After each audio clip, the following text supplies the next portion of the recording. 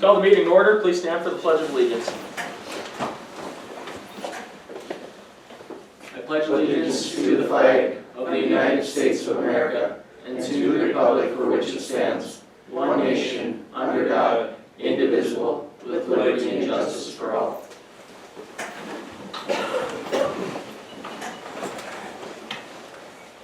Alrighty. Okay, approval of minutes of the previous meeting. Move to approve. Second. We have a motion and a second. Any additions or corrections to the minutes? Seeing none, all in favor, vote by saying aye. Aye. Aye. Pose same sign. Motion carries. Approval of the bills, and we have some additional bills on our desks as well. Any questions? Motion to approve. Okay. We have a motion and a second to approve the bills. Further discussion? Seeing none, roll call please. Brown, Aye. Wakefield, Aye. Britt, Aye. Olson, Aye. Lightfoot. Aye. Motion carries. Financial reports. Anything interesting? Move to approve. We have a motion. Do we have a second? Second. We have a motion and a second. Anything interesting from you? Nothing? We'll deal with it in the year-end budget amendments. Everything finished up here already? Mhm. Yeah. Yep. Yeah, it looked pretty good, so. Yep. Okay, further discussion? Seeing none, all in favor, vote by saying aye. Aye. Aye. Pose same sign. Motion carries. Treasurer's checks. Move to approve. Second. Motion and a second. Further discussion? Seeing none, all in favor, vote by saying aye. Aye. Pose same sign. Motion carries. Can we roll call on that? Oh, I'm sorry. It's like 2 million. Oh, okay, that's fine. We can roll call. Yes, roll call Yes, please. please. Yes, that's fine, of course. Britt, Aye. Olson, Aye. Brown, Aye. Lightfoot. Aye. Oh, I forgot Wakefield. Fine. Also aye. Sorry. Motion carries. That was kind of wondering that. She just yelled at me kind of thing. Yeah. Approval of the agenda. Anything to add? Motion to approve. Second. We have a motion and a second. All in favor, vote by saying aye. Aye. Aye. Pose same sign. Motion carries. Year-end budget amendments. What do we got, Candy? It's pretty straightforward, but Yeah, we didn't do too bad. General fund, we had to move some stuff around just because of billing purposes. Otherwise, we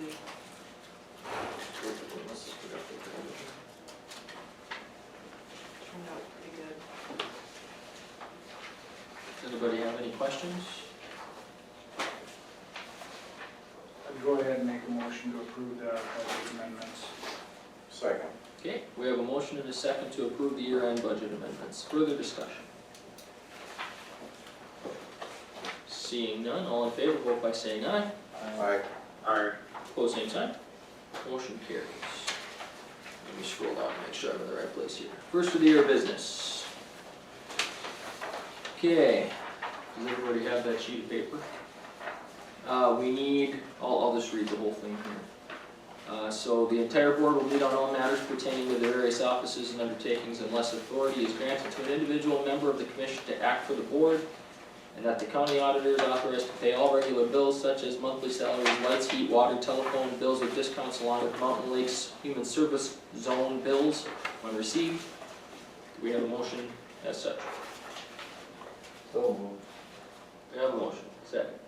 Second. We have a second. Further discussion? Seeing none, all in favor, vote by saying aye. Aye. Pose same sign. Oh, sorry, pose same sign. Motion carries. Secondly, no county official or employee shall order equipment, supplies, or services amounting to $2,000 or more without permission from the county commission except for emergency supplies that the department supervisor would deem necessary to authorize. So moved. Second. Give it to Mark. We have a motion and a second. Further discussion? I know we've talked in the past about the dollar figure sometimes, but. we're still Well, we fine with that. actually changed it from 1,000. Yeah, we moved it up, so we're fine at the 2,000 still then. Okay, All in favor, vote by saying aye. Aye. Aye. Pose same sign. Motion carries. The first of the year would be, that Ramsey National Bank and Trust Company, Bremer Bank, and Western State Bank, all of Devils Lake, North Dakota, be designated depositories for Ramsey County. So moved. Motion? Second. And a second. Further discussion. Seeing none, all in favor, vote by saying aye. Aye. Aye. Pose same sign. Motion carries. That the Ramsey County Treasurer be authorized to invest county funds as soon as available and to cash in investments when necessary. Motion to approve. Second. We have a motion and a second. Further discussion. Seeing none, all in favor, vote by saying aye. Aye. Aye. Pose same sign. Motion carries. And last but not least, to set the amount of $5,000 for the county's fixed assets. So moved. Second. Excuse me, we have a motion and a second. Auditors are still fine with that? Yep. Okay. Further discussion? Seeing none, all in favor, vote by saying aye. Aye. Aye. Pose same sign. Motion carries. Very good. Sarah, you're up first. Good morning. Good morning. As you know, that Bill has relinquished his county chair duties for extension to me, so you guys will be seeing me from now on. Bill might come along every once in a while to give you some updates in the agricultural world. But just a couple updates for extension. As you may know, we have a huge, probably our biggest event of the year today, starting today and tomorrow. Extension Roundup is going on, so we want to invite anybody to come and check it out. We've got a lot of great speakers and food. And just to let you know, we do have Doug Goring coming tomorrow morning. He's our main speaker at 9 o'clock, so if you want to check him out, he'll be talking about grain and livestock scams. So we're glad that he's able to join us.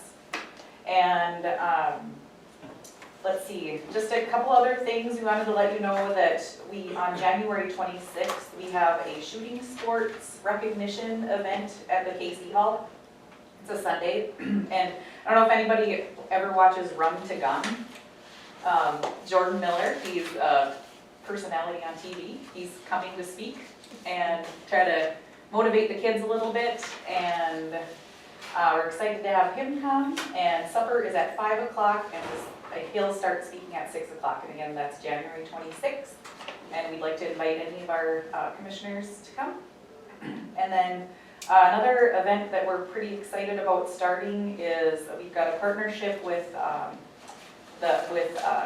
local hospital and extension to start a diabetes prevention program, which is a year-long commitment for our local community. We've been wanting to start one for some time. Diabetes is very prevalent in our area, and we're hoping to try to prevent it a little bit, prevent it even more.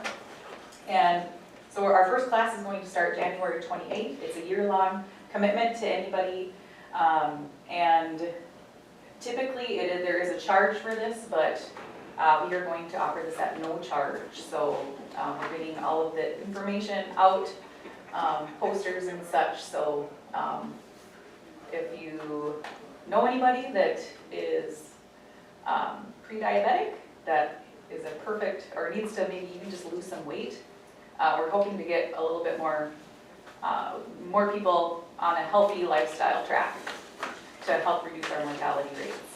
So kind of a few things going on with extension. Anybody have any questions? Well, breakfast. I know, it goes till 9, so it's better. A couple of goals. I know, it's a really good breakfast, hot breakfast, eggs, sausage, fruit, You over there. Muffin tops. muffin tops, Oh, there's exactly. muffin tops involved. You better Oh take a my, break. You better take we might have to take a break. Yeah, you take a break, seriously. Yeah, and like I said, all the meals are free, so. Okay, any questions for Sarah? Oh, I do, does anybody want any pamphlets for the roundups, you know, for any of the speakers? I'm going over after all. Okay. I left mine at home on my desk. Yeah, so check it out. Okay, Great very event. good. Thank you, Sarah. Thank you, Sarah. Appreciate it. Yeah, the roundup is always fantastic, so. Okay, Beth. Good morning. I'm really lucky today because I got to bring a guest along. This is Ronald Haugen. He is a farm management specialist with NDSU. He also manages his family farm near Annetta, North Dakota. Ron is in town for Roundup and will be presenting the 2020 Farm Bill at 9:30 today. I asked him to stop by today because he computes the North Dakota land valuation model, which I just received from the North Dakota Tax Commissioner's office this past week. Each year, as you're familiar with, we receive the value per acre that we have to be in compliance with. Oops, sorry. And I'll just send this around. But this year, Ron is here so he can answer your questions on how he actually comes up with that.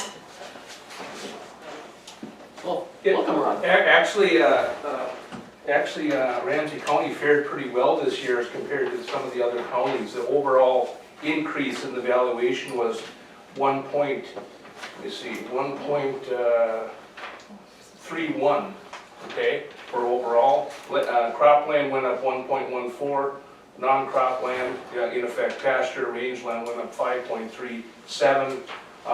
And that's because there was a pretty good year for livestock. Because as you know, we don't, when we compute this, we're always lagged a year. So it's the 2018 information that we plug in, because 2019 is not complete when we compute it. So we're always lagging a year. That's why livestock looked fairly good. We know this 2019 livestock didn't fare as well. So just for your information. But overall for the state, the range was minus 12% to plus 9%. Okay, so. And some of that was due to acreage changes. Okay, what do you mean by acreage changes? When every fall, we ask the counties to give us their acres for cropland and non-cropland. And some of the counties changed their acres quite dramatically, so that will change their valuation then. Because if the non-cropland went down, then the overall would go up if being the non-cropland is worth less.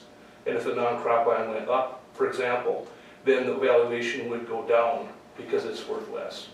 And sometimes when they're switching to new software for the soils and for the digitization, sometimes they find that some of their acreages may be wrong, and so they correct them.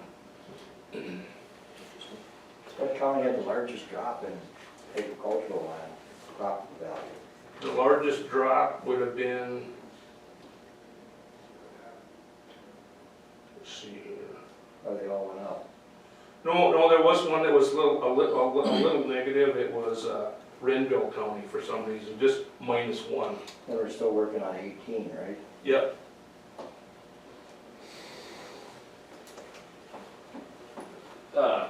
Little, well, not background necessarily, but Beth and I have talked about this, because I asked questions of Beth about, and I can ask the question to you is,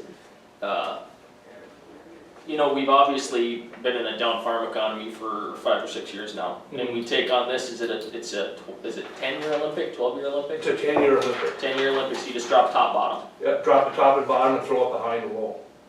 Oh, okay, But okay. that's what they mean by Olympic, throw Yeah, it behind the low. okay, that's what I thought, Yeah. so. And then, for example, then 2014 was the best year ever in North Dakota for livestock, and that's thrown out in every county. And 2012 was, in almost every county, was the best year for crops, and that's thrown out. That's the high.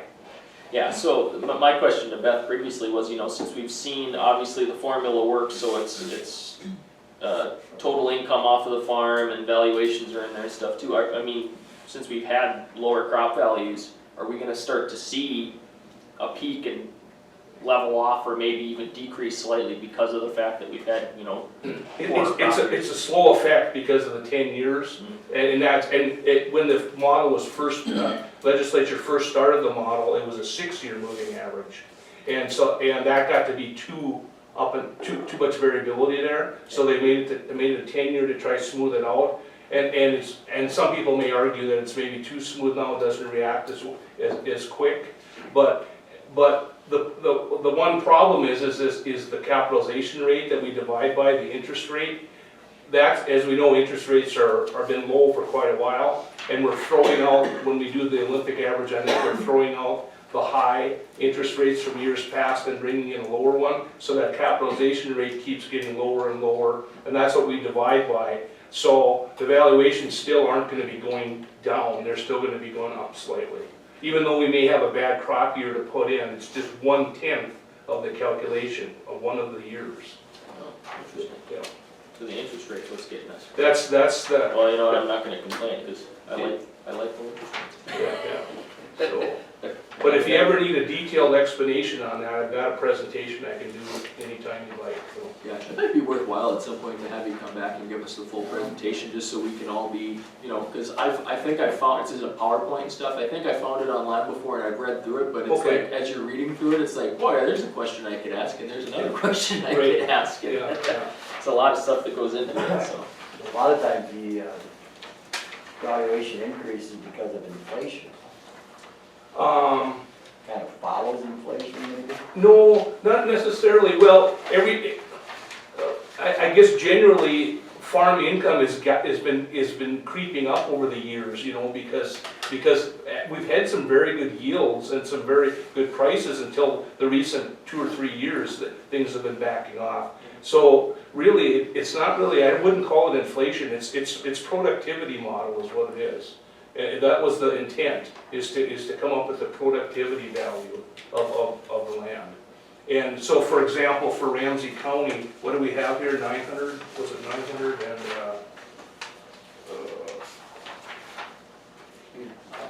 all land, $705 an acre, and we know the market value is quite a bit higher than that, you know, on average. And so, but that's the productivity value based on the formula as the legislature has set out. And NDSU follows that formula exactly. We aren't allowed to divert from it at all. Sometimes they do give us some leeway if we can't find some data for something. Right now, we're using the crop insurance data. It's better data than the ag statistics data, because that got to be pretty full of holes.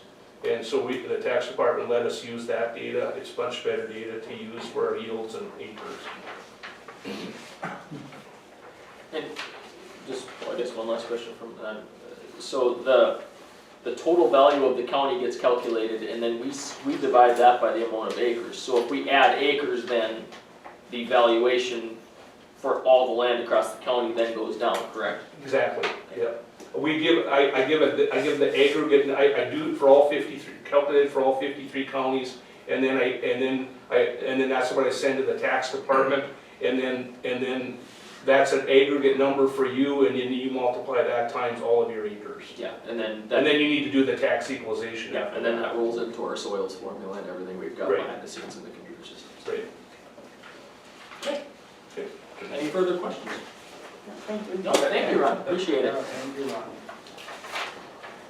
So, you have that in your hands, and we usually vote in June at the county equalization meeting on if there needs to be an increase to stay within tolerance of the state. So we can revisit that in June, if you'd Okay. like. What percentage are we at right now? At 90.1, We are at that 90.1 you got on the side? Okay. Yep. So to stay equal, yeah. Okay. So, What are we at? 90.1, so we are 90.1. right there. that's at the value we currently are at, is we're at 90.1. So we're in tolerance, we wouldn't Right. even have to do anything. We're correct. Okay, what were we in tolerance last year, like 94 or something? 91.7. 91.7, okay.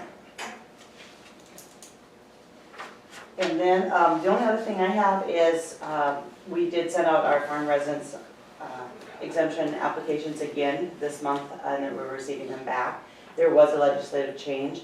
The one thing that I would like to point out, if you run into any producers, especially today at Roundup, anyone that maybe currently hasn't received the exemption due to the previous laws that governed it, may qualify now.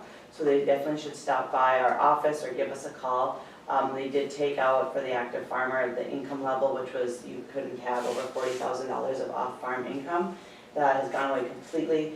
You can have any off-farm income you like now, you just need to have 66% of your gross income from farming. So it does open it up to probably more people being able to qualify. We have already had people come in that will be taking off for this next year that didn't qualify in the past. So the legislators took that off-farm income out of there. Yes, Yeah, now it's just a percentage of the whole gross income yeah, out of your whole tax return. And you, in visiting with Beth earlier, you mentioned that the state has a really good, like a spreadsheet type Yeah. thing, where you can just, it tells you exactly what you need to type in off your tax form from last year, and you can just bang it out, and it'll tell you if you qualify or not right there, Yeah. once you go to their website. Or Beth said you could come in, they'd Yeah. be more than happy to help you with it. So- and the owner signs it themselves. They don't have to have their CPA or anyone else. Their signature, that's all we need is that form, their signature, and that's it. So they made it a lot simpler. They did, yeah. Obviously, change is always a little bit harder for people, so we have people coming in that are kind of confused about the worksheet and how to do it, but it's easier than it was. Once they're done, they're happy. Right. And it should be easier from next year. That, and I think they solved, it appears at least, that they solved the problem of equalization on how one county was doing it versus the other county, and then people getting frustrated about it. Now it's statewide, this is how you do it, you fill in the spreadsheet, if it works, if you qualify, if not, not. Yeah. And it's nice too for us, because, obviously I'm not a CPA, and it takes all that out of the job for me. Yeah, it really streamlines. Well, I question the legislators got a lot of heat over that. Yeah, I'm sure. Question them all, or I was hearing in the back. Yeah, there were a lot of sides going on, for sure. But other than that, that is all I have today, unless you have any questions about anything else. Any questions for Beth? Seeing none. Okay, thank you, All Beth, right, appreciate thank it. you. My other sheet in front of me here again. Stacy. I don't see Daniel here, so I'll make a phone. Oh, you're fine. I'll slow down for you. Good morning. Morning, Stacy. December was actually not as busy month, which is fine by me. Holidays tend to have that effect. So, but we do have other areas of issues that Crystal, we talked about. I think we had 8 applications that came in and closed as of yesterday. So now the next process is to score those applications. So we'll need to get that process set up. Well, it's good interest in the job then, that's good. Yep, quite a few that I never even knew about. Good to have good interest. So when are you, so once you score them, I guess it'd be a question for Crystal, once you score them, when are you planning on hopefully doing interviews? So I was gonna try to work on it today and tomorrow, getting who meets the minimums and getting them packets put together for Jeff and Lucas, because I think, was it beside Jeff and Lucas, we're gonna be looking at the scoring of it. Is that okay? And then hopefully within the, I'm not sure, I just heard Lucas is out of traveling or Yeah, he's he's not traveling, available, yeah. so I was gonna check with him to see when he's available Okay. and make arrangements. Okay, sounds good. How many do you plan on interviewing? In the policy, it states that we have to take the top 3 at least. Yeah, and I suppose when you score them down to the top, we can have Jeff and Lucas look at the top 3, and then we'll have to forward those packets on to the other counties for the commissioners that are gonna sit on it. I don't think they need to necessarily look at the whole, I mean, if we give them 3 good quality candidates up top, I don't know why they would have a problem with looking at those 3, so Sure. I think And that's a then reasonable way to do it. Out of them 8 applicants, there was 3 that I requested additional information for because they didn't either turn in a Ramsey County application or they were missing a cover letter, so I'm trying to work with them on getting that stuff. Okay, good. Okay. Any questions? Stacy, thank you. You lied to Chris, it didn't take very long. That's you guys. We're supposed to pepper you with questions, huh? Well, we could just sit here and talk. Oh, that's fine. Thank you, Stacy. We can just go down, jump on the list, and do some other stuff while we're waiting for Chris, it's fine. Okay, well, let's get on to new business then. Approval of raffle permits. Move to approve. Second. We have a motion to approve in a second. There's 2 of them. Yeah. Fine with the 2, correct? Okay, further discussion? Seeing none, all in favor, vote by saying aye. Aye. Aye. Full same sign, motion carries. Mileage increase, it's actually a decrease, Or, correct? yeah, I saw that on there. We have a mileage decrease from what, 58 to 57.5? great. Okay. Do we have a motion to approve that change? Motion to approve. We have a motion. Second? Second. Crickets. We have a motion and a second to approve the mileage change. Further discussion? Seeing none, all in favor, vote by saying aye. Aye. Pose same sign, motion carries. Year-end transfers, where's that at?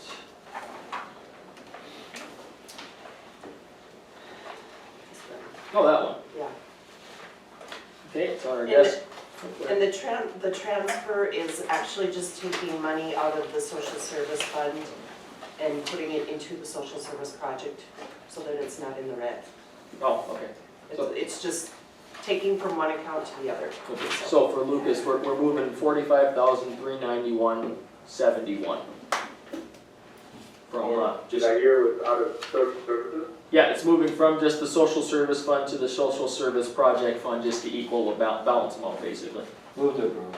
Second. Yeah, okay. Okay, we have a motion and a second. Further discussion? Hearing none, all in favor, vote by saying aye. Aye. Aye. Opposed, same sign. Motion carries. Approved signing of construction and maintenance agreements. What do we got? That's part of Kevin's stuff because he's not here. Yeah, Kevin is in DC. It would be this, Okay. the night today. So this is for County 2, correct? Yeah, this project is Yeah. scheduled for February 7th, 2020 bid opening, so this is for, yeah, this is, so it says, It's just state protocol. yeah, construction and maintenance agreement for the project. For Highway 2, it's the February 7th, 2020 bid. Second. Yeah, 13.739 miles, so that's it, over there. Okay, we have a motion and a second to sign the maintenance and construction agreement with the state for the Highway 2 project. Further discussion? Seeing none, all in favor, vote by saying aye. Aye. Pose same sign. Motion carries. Okay, I'll do that in a second. Okay. We got insurance companies coming in at 9. Yeah, we have some time. We're just moving too fast here. Should we wait? We'll wait for Chris to come back in. We can, you wanna do, let's see. Is it? I was gonna say, if not, we can just jump into some portfolios real quick and just talk about that, just to get it out of the way. Anything interesting going on? Neil, there you go. Chris Jager still out there? This gal that walked out, she went farther, I think. There was the emergency manager, how are you? Immediately after Nobody's out there. Well, just give me one moment, I'll see if Chris is out there, so we can keep.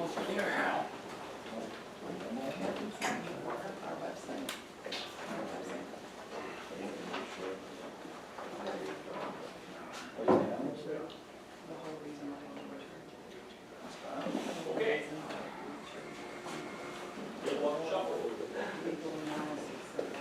His heart is broke down, he's on the way. 15 minutes. Yeah, might have to be whenever we. Well, we'll just move stuff around, it's okay. Do you have anything else you want to visit with us about? Yeah. Might as well get that out of the way before you go. Excuse me. Well, through the handouts, there was a handout of work for the telephone.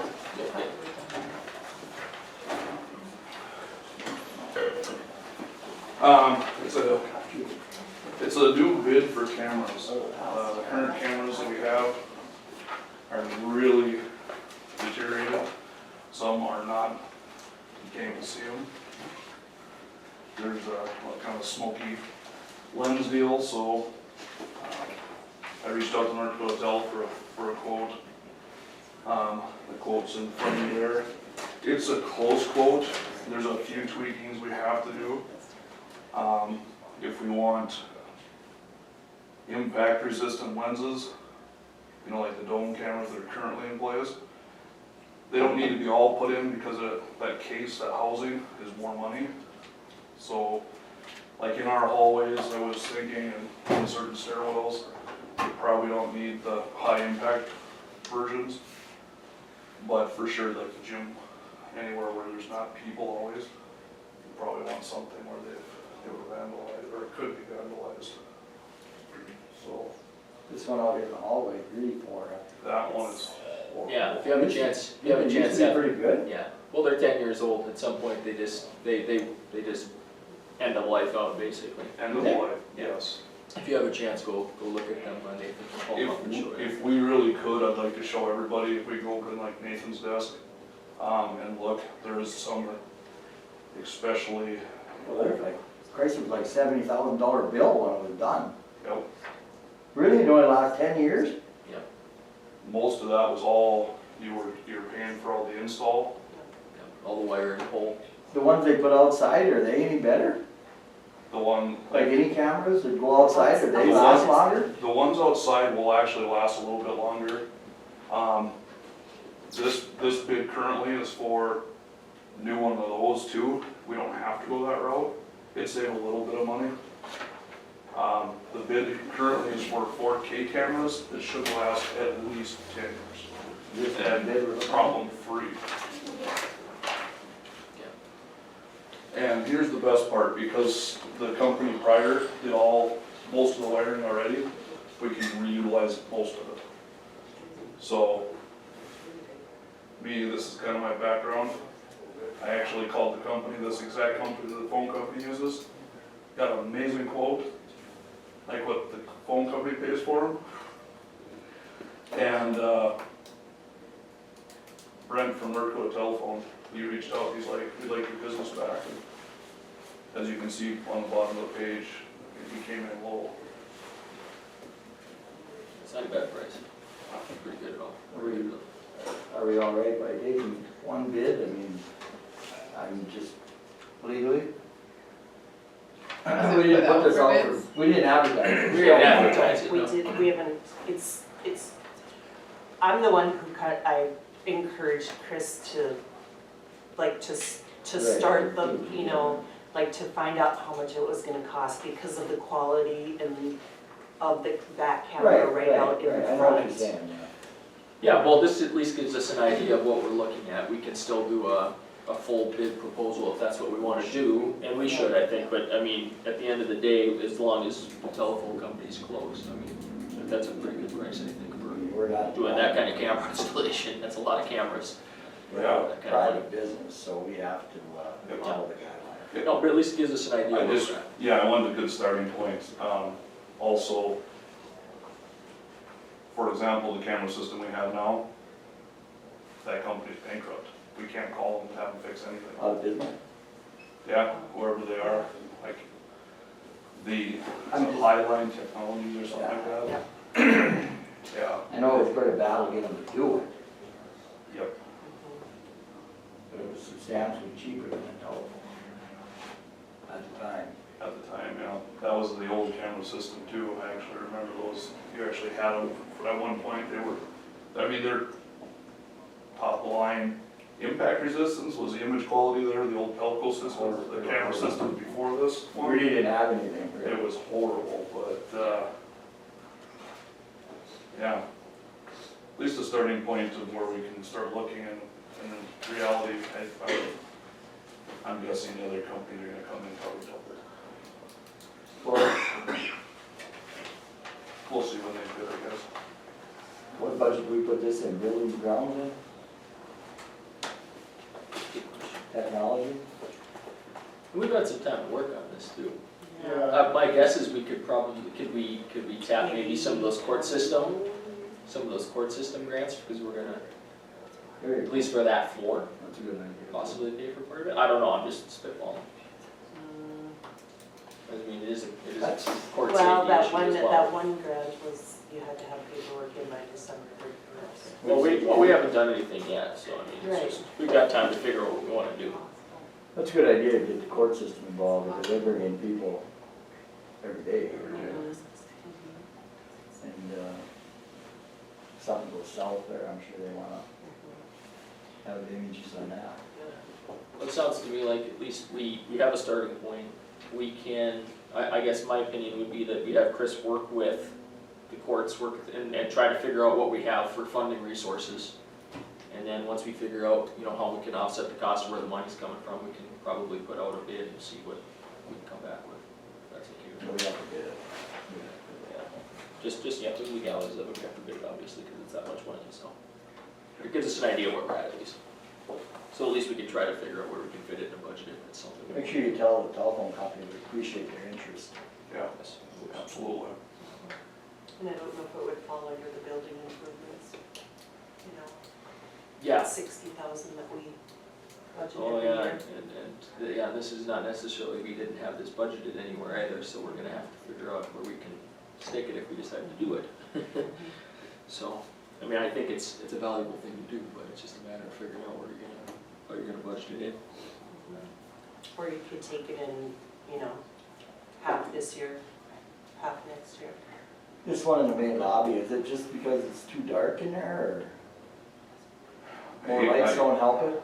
Right, I don't, Be turning on more lights don't help? no, the lens in the camera is completely bad, and I don't know, the other cameras too, like, if you guys do have an opportunity, honestly, go look, and it's I looked this morning. shocking how many are Hey, going bad, yeah, and just it's get end old. of life. I'm sure the figure was right around 68 to 70 grand. I don't remember. Yeah, that's, what are we looking at, 37? So I mean, yeah. 28? 28. Yep. And that's completely installed.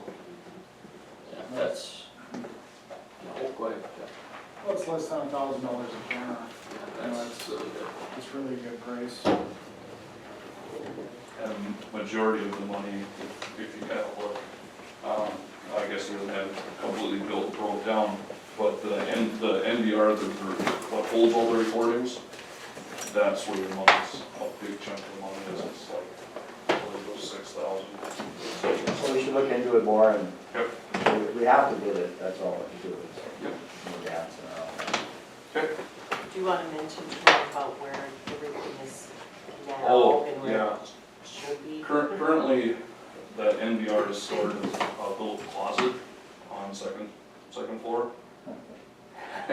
Yeah, there's I no, heard a lot of stories about that closet. Can we find a different spot? It's the warm closet. yeah, we have to get it downstairs in a big open air because it is utterly cooking itself to death in that closet. Yeah, let's look into doing that too. Wire in an air conditioner, just cool it down. First time in there. Put it in there, freezer. Split system. Thank you. Thanks, Chris, appreciate it. Well, kind of jumping around here. We have to wait till 9 o'clock if we have it listed at 9 o'clock. You guys are all just really good at being on time. I Sorry. appreciate it. Here. Senator Elk, you must have taken the out. I'm sorry. Oh, one more, sorry. Yeah. Go ahead. On the following page, there's picture of a respirator. Through the tier 2 money that comes back, it was voted upon that the sheriff's department actually receive basically a response mask. They're not a full, you know, not a full unit, but it's just something if they ever get to a fire first, they have something that can at least protect their lungs. So I'll be purchasing those with filters. That's just the mask. I'd like to get. I have to meet with Jim Hall and Steve and see what filtration filters they want to be included on their mask. So I just wanted to give you guys a heads up too on that. You wanna get one for each sheriff and deputy, yeah? Correct. Yep. Yep. And that's basically right around the price they're going for. I've been shopping around, it's hard because there's definitely websites out there with really cheap numbers, but you never hear the website ever. So I'm a little nervous, gonna try on those. Buy from someplace reputable. Yes, yeah. But, It's one of those deals, and these come in different sizes and stuff too, correct? yeah, I called 3M and they say that about 90%, 90 to 95% medium fits everybody. So I'm thinking about ordering at least one large, maybe a small, but I guess the small is like a child's size. But you want one for each deputy and the sheriff? That is correct, yep. Yep. Take reasonable. Okay, All right. any questions for Chris? Thank you, Okay, Chris. thank you, Chris. We'll wait a couple minutes until we get Daniel here. I guess we're down to portfolios. Let's do that, knock it out of the way. If that's okay with everybody. You don't have anything else to do?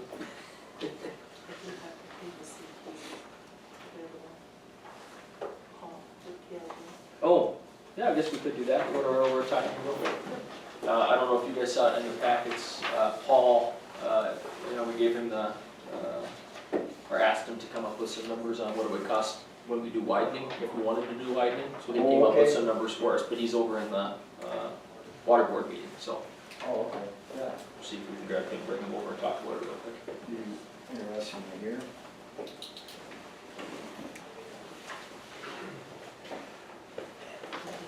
Can you come over, or is he busy with that? There he is. Oh, I'm sorry. No, it's fine, morning, Paul.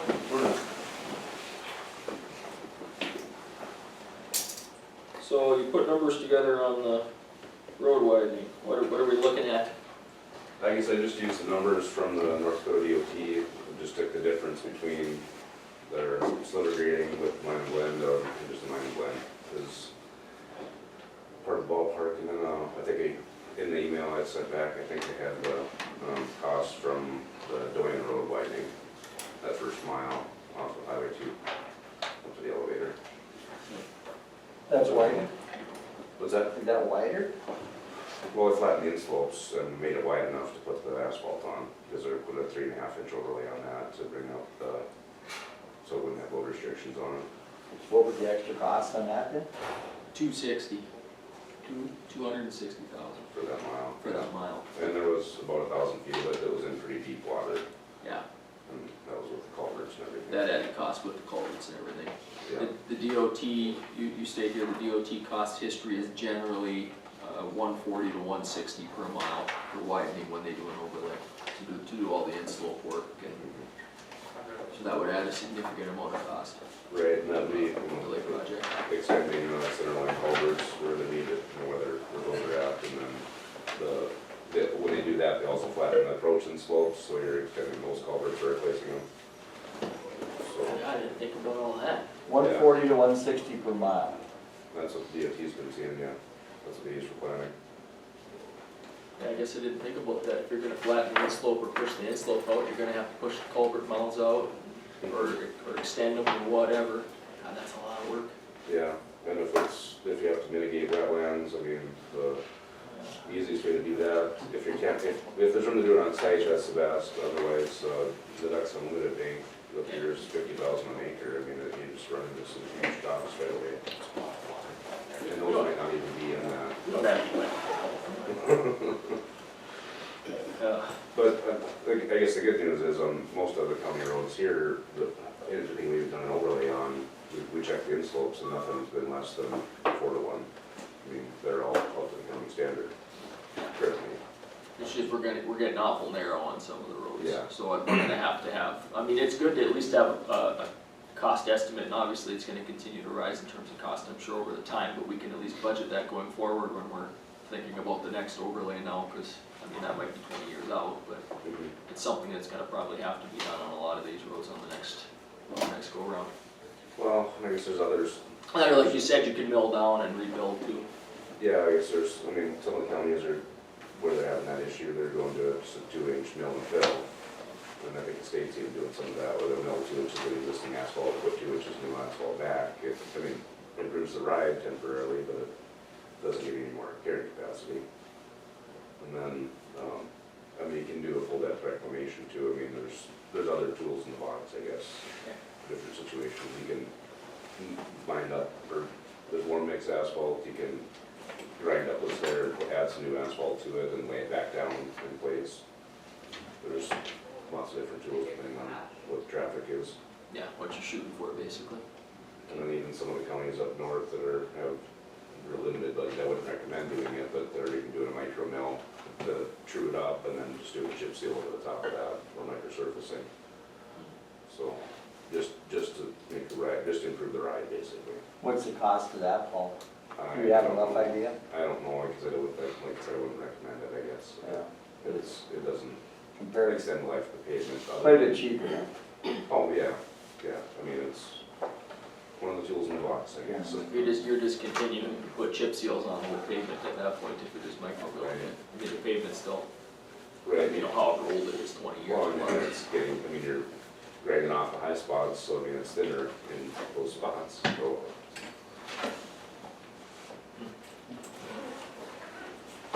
Well, it's something we gotta, think about.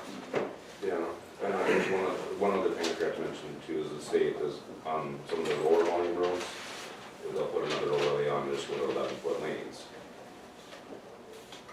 instead of 12-foot. So it just so they have room on top to do that. It's in lower traffic volumes, maybe they'll get away with that. They'll narrow it up another foot then. Yeah. We wouldn't wanna do that. I think a lot of, I mean, if you look at, like you said, you've done in-slope measuring and stuff on different county roads. Most of our in-slopes are pretty good. It's probably where they're worst is where we've had multiple overlays built up on top of things, where we were just trying to get out of the flood, basically, like next to where my parents' house is, you know. There's water on both sides of the road, and it's like this, but it's nobody's fault. It's just that we've had to put overlay on top of overlay because the pavement broke up so bad in the 90s through the early 2000s that it just kept stacking, and you know, most of the roads are actually not too bad, you know. Yeah, and you can just widen in certain areas where you need it too. I mean, Yeah. you know. For $150,000 a mile, we could probably have a really good campaign where we could go on the radio and just remind people to be courteous and slow down a little when you see a compact or whatever. I mean, because most of the time it's not too bad. It's just a matter of having a place to get off. Somebody's got to get by that. Right, and you might get it done a little bit cheaper doing with local forces and local funds, I mean, with like prairie dog money or whatever, if you're not going through all the federal hoops and that sort of thing. Yeah, but then you couldn't use like, we talked about that, like safety funds or something like that couldn't be used probably on a project like this. Well, the safety funds that are available to counties are pretty much for low-cost safety improvements that they don't. Yeah, this is not a low-cost safety improvement. Yeah, it's. We talked about the possibility of lighting or something like that would be something that would be, maybe would fall under that. Yeah, I guess we've done several projects with Spirit Lake, intersection lighting, centerline edgeline rumble strips, chevrons on curbs, you know, that kind of stuff, on the whole system.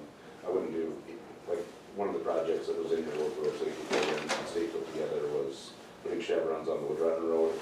By the time you do engineering and, you know, put it out to bids and run a contract through, it was way cheaper just to put the signs up yourself rather than one site. And if you do it on the whole system, that's where you'll see the benefit. Okay. Any further questions for Paul? Well, I think we should, any road we were looking at to resurface, I think we should definitely look at doing some of this. Because that one east of Webster is quite narrow. I've been on it again a couple times, and even with a vehicle, it's, Yeah, I hate to narrow it up anymore. right. And on the higher volume roads like that, but serve an elevator or something like that, but like I said, I don't think that's a great solution to go to 11-foot lanes there. No. Or 8-point county 2, I mean, that's High kind of traffic. busy. I mean, it's a nice straight road, so you don't have as much issue with that. But That was, that one at east of Webster was, you know, it fit, but just barely. I mean, we put a 24-foot overlay on it. And that overlay should make us 20 years or so before Oh, yeah. any Hopefully, install it work was should in have pretty to good be shape done. before we did it, so. Yeah, and we, you know, we've got a good program of making sure we stay on top of chip seal and everything, so it should last us a long time before we have to have this discussion, and Yeah. hopefully I won't be here. If you don't mind pulling over your combine or big outfits if there's someplace to land, but, Yeah, you know, when you're gonna pull over and that drop off is pretty steep, that's right, kinda scary, you know. yeah, This equipment isn't getting smaller, that's for sure. no, What's the width on that Ramsey two that we're proposing next summer? 24-foot with 2 foot 24? slopes. It's got what, 26-foot base in places, you said? But we're Yeah, gonna, it's we'll put the 26. 24 It's foot. Yeah, 24-foot top, is what we meant that way. And there's basically just enough room to do that. Well, that'll be the end of that, and then it'll be plan ahead. Have to have a comprehensive plan, so maybe we can start building up the revenue necessary, so we don't have to get hit in 1 year maybe, but slowly doing it. Okay, any other questions for Paul? Okay, see you again, thanks Paul, appreciate it. Okay. How much time are we gonna need?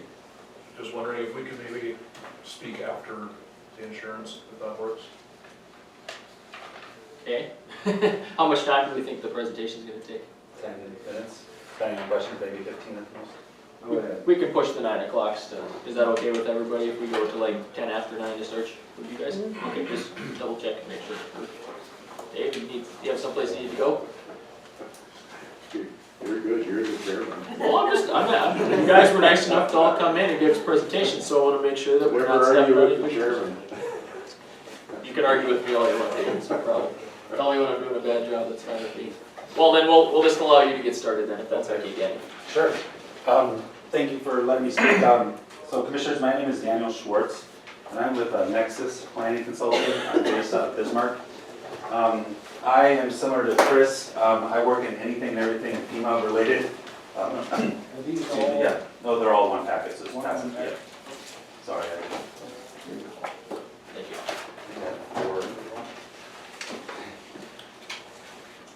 So I'm here today to talk to you about your multi-hazard mitigation plan.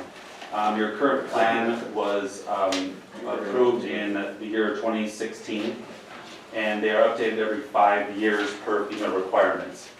And so I am a contractor that specializes in the multi-hazard mitigation planning.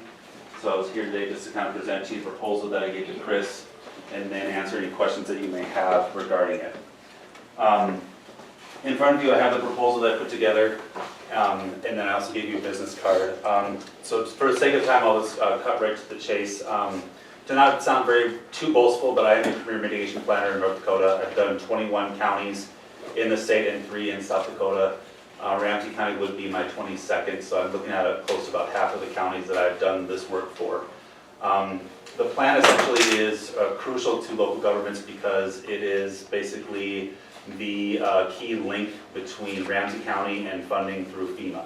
So you have to have an approved plan in order to apply for grant funding through a whole host of FEMA grants in addition to other requirements and things like that. In the proposal, on the second page, the experience is right there. I have all the counties listed that I have completed, and then I also have ones such as Barnes County and Stutzman. Those are counties that I did back in 2015 that I am anticipating having the contract for, and we'll be doing their next update. So those will be repeat contracts. If you go to that bottom of the second page and it says key points, these are the 3 main points I'd like to stress to any potential county that I contract with. Every mitigation plan that has been done by me at Nexus has received full approval at the state and federal levels. There has never been a plan that has any issue with being approved, so every county that I've worked for has maintained their status with FEMA. On the second point, every mitigation plan has met and or exceeded the local cost share. So the way that these grants work is it's a 75-25 split. So just for math's sake, let's say that the grant to do your plan is $10,000. The government pays 75%, which would be $7,500, and then 2,500 will be covered through the local, but by a local share. What's nice about plans though is you can cover your local share by what's called in-kind. So every state has a volunteer participation payment rate, and essentially if you get enough people volunteering at these meetings, you can pay for your local cost share just through participation itself. So currently in North Dakota it's $25.40 an hour. So if you have somebody volunteer for a 3-hour meeting, that's, if my math is right, $76.20. So if you times it by 10, there's $760 at one meeting that you get towards your $2,500 local share. So you can either pay it in cash or you can do the participation way. Every plan that I've done has gone through the participation route and has met or exceeded their local cost share. So essentially the plan is 100% covered and it's free. No county has ever had to cut a check to cover their portion of the local cost share. And then the last bullet is no mitigation plan done by Nexus has exceeded the allowable period of performance per grant guidelines. So we've always met the deadline and got the plan approved within the parameters given to us by FEMA. Any questions so far? No? Okay. If you go to the third page, project scope, essentially the very first bullet, the multi-hazard mitigation plan conforms to FEMA regulations 44 CFR 201. That's basically the federal regulation for FEMA mitigation plans, and every plan that I do is basically designed to meet that federal code to make sure that it's in compliance with what FEMA needs. A couple other bullets in this section. The bolded one in the middle, it says ensure contiguous approach between Ramsey County's update and the 2018 North Dakota Enhanced Mission Area Operations Plan. That is essentially the state mitigation plan, and one of the ways, one of the best ways to go about mitigation planning is to fall in line with what the state has and then to take that structure and apply it to your local level. That is the approach that I've taken with all plans that I've done. I was on the hazard mitigation team for the state doing the 2018 updates. I'm very familiar with what was gone on there, and so that's the way I mirror most plans, or all plans when I move forward. And then the last bullet in the section, that's bullet says meet or exceed local cost share. If you go to the next section, there's basically 4 tasks that I structured the mitigation plan updates around. Task 1 is facilitate community meetings, develop an outreach strategy, and build community consensus. So the way that I do it is each county, what you do is put together what's called a steering committee, a plan update committee, whichever way you want to call it. And essentially it's a lot of times it's your LEPC, and it's the core committee that meets about 3 to 4 times to kind of delegate and move the planning process forward. In addition to that, you do have a meeting with each incorporated city. So, they'd be Edmore, Devils Lake, Church Ferry, Starkweather, all the communities, you'd have meetings with those communities. Task 2 is conduct a risk assessment or a THIRA. I'm sure Chris has told you all about the THIRA process, but this would be a continuation and something to supplement his THIRA. It's basically just a risk assessment, taking all of your natural hazards and man-made threats and discussing the impact, the frequency, likelihood, the vulnerabilities that you have, and any capabilities you currently have to mitigate, and we would just build upon there. Task 3 is update existing or develop new mitigation strategies, goals, and projects, and then development and do an implementation schedule. I already have a digital copy of the 2016 plan for Ramsey County, so I've already gone through it and seen some of the projects we have in there. There's a lot of good projects. It would just be ones where we would revisit those, see where they currently are, and then build upon those based on the results of our risk assessment. And then task 4 is build a benefit cost, a BCA data for FEMA grant applications. Essentially, when you do any kind of grant work with FEMA, you have to do a benefit cost analysis first, and you basically take the cost of the project over its benefits, and the higher above the number 1, the better. So with a lot of the projects, the data that is needed to build these projects is already known. So through the mitigation planning process, we would build that database essentially. So then we hand it over to Chris, and whenever the grant applications came forward, he would just take the information in the plan, put them into the benefit cost, see which ones were most favorable, and then apply from there. Make sense? Any questions with that part? No? Okay. The next couple pages is just a further discussion of each task. I don't need to go into that for time's sake, unless there are any specific questions that anybody would want further explanation on. Let's see. Let's see what page is it. Page 6 is a work schedule at the very top. It has a yellow highlighted header. Oh, sorry. It's okay, we got It says works, yep. work plan. That is a general plan of how, if we were to go, if the county were to contract with Nexus, the work schedule that it would be following for the plan update. So it would start, the way that the plan works is you would apply for the grant, which is due at the end of this month. You would apply, you would hear verbally that you got selected sometime in May. You would get the actual paperwork in August or September, and then you would start, you'd be able to start in October with the plan update. So you have to wait for that grant award letter. But if you start in October of 2020, you go through each of the items on that work plan, and at the very end, the goal is to have the draft to the state for review by October of 2021, so you'd have a year to do the plan updates. So that would be those 3 to 4 steering or plan update committee meetings, meeting with each of the incorporated jurisdictions, and then generally there are some other various meetings, major employers, hazmat sites, different kind of county departments, depending on the risk assessment and kind of how you go through each plan and what you uncover through the process. On the very end, the last page are the associated fees.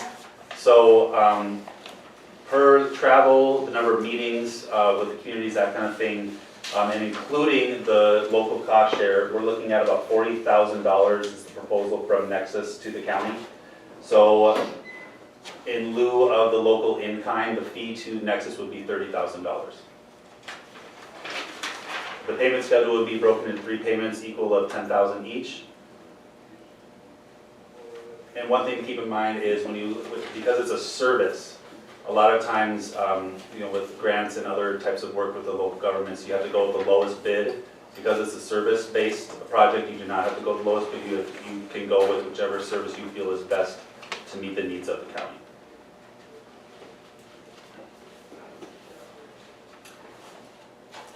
Any questions? That's kind of the gist of what I had to present today to the county.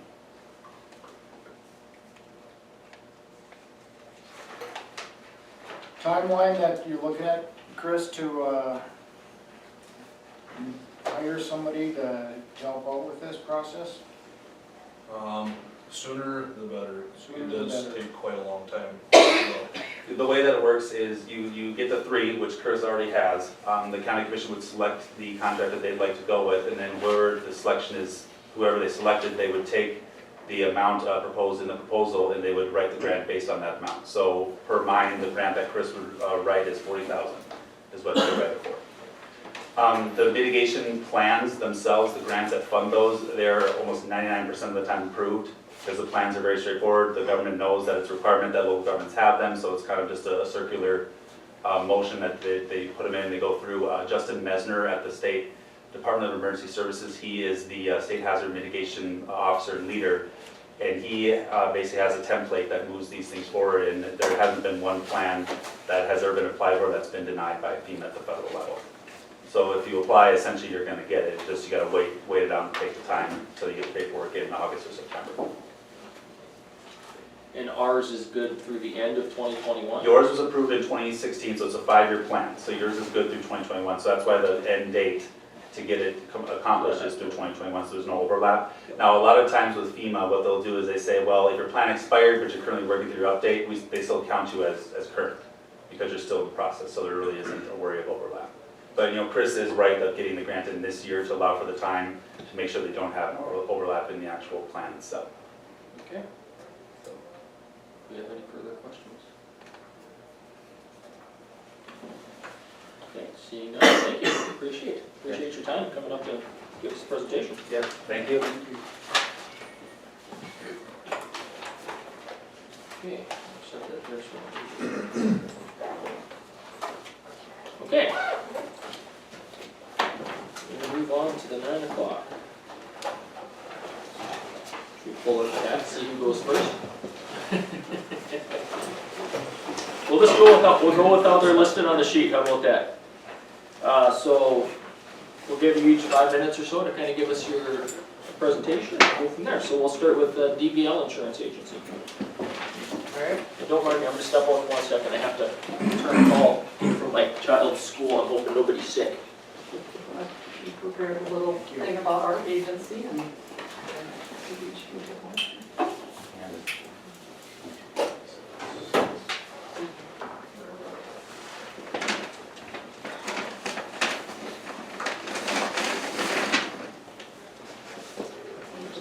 Thank you. And we're the DVL Insurance Agency, we're located in Devils Lake. And we're a local owned and run agency, been in business for many years.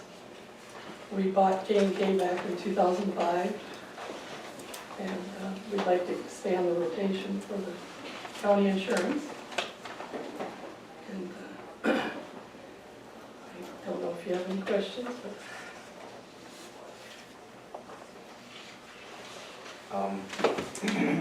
We'd like to know maybe an idea of what you're looking for out of our presentation. Since we are local, we do have experience with the North Dakota Insurance Reserve Fund. It is a very unique plan. It's top of the line. It's almost unquotable. It's almost uncomparable to the companies we work with, regional, mutual, counties, national companies, and then brokerages. It's designed for the state. It's got the legal backbone, many years, and a shared commitment by the state that this is the best place for you to be. Price-wise, it's nearly unbeatable. We've tried many, many times. And what we do offer is the outside possibilities. Maybe you might have a special event that's going on, and the DERF won't cover it. No, we're not set up for that, can't do that. We then have the capability of going to the brokerages, which do specialize in that, and we can always get prices, coverages, time limits, la-di-da-di-da. Liquor liability, dram shop, they'll do some of it sometimes maybe they won't, depending on the exposure, the length, the hazards, the red flags that pop up. So in that case, we do have the companies to go to get you prices for that. But overall, in general, it's probably almost done. It's a very good plan. We've been working with other members, we call them members, you guys are a member, other members for quite a few years. And we facilitate, we act as a gasket or buffer between the DERF and you guys. You could probably do this on your own if you want to. We're there to help and assist and speed things up, make the phone calls, follow up on the emails, hound dog the VIN numbers, hound dog the certificates. It's what we do. It's in our world. I don't know how much of that's in your world. So we're here to help and assist. We can't really compete with the policy language that they write. We'll always sit down and talk with you. Are you sure you don't want to insure this piece of equipment for $10,000 when it only costs $30 a year? That's where we're going to come in. We're going to be able to pick things apart and say, okay, this is what you want us to send to the dirt. We see something on the side here that maybe we should talk about. And it's always going to be based on their language, their prices, their coverages. But it's things in our world that pop up. And it is a package unlike any of the other local, regional, state, national mutuals that we work with. It's a very good plan. And we would prefer to keep things as they are on a rotation basis and keep our name in the hat. Thank you. Any questions? Or wait till the end to ask questions. Okay, American. Make sure Candy gets involved in what questions she wants to Yes, ask. of course. Candy has any questions? Thank you.